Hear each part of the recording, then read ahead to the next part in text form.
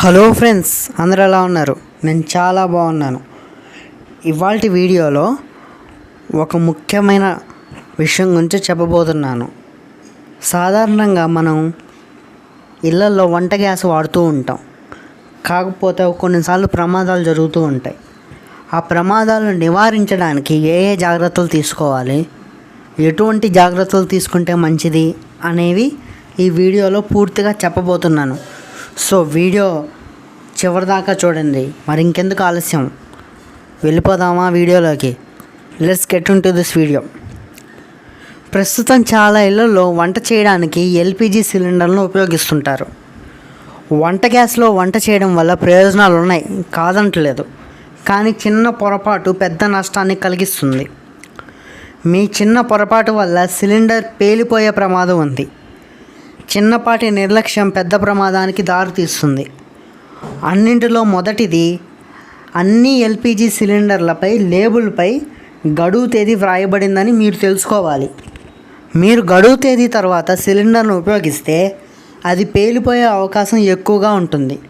కాబట్టి ఎల్పిజి సిలిండర్ను ఉపయోగించే ముందు దాని గడువు తేదీని నిర్ధారించాలి. అంటే గడువు తేదీ అంటే చివరి డేట్, ఎక్స్పైరీ డేట్ని చెక్ చేసుకోవాలి. ఎల్పిజి సిలిండర్ పేలుడుకు గ్యాస్ లీకేజ్ కూడా ఒక ప్రధాన కారణం.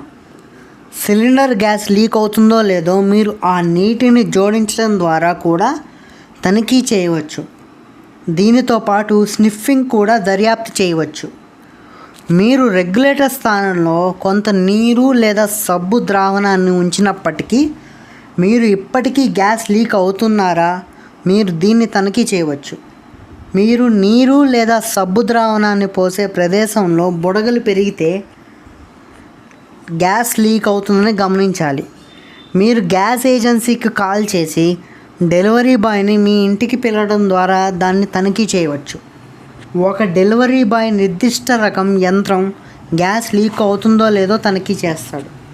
సో ఈ విధంగా గ్యాస్ లీకేజ్ని అరికట్టవచ్చు.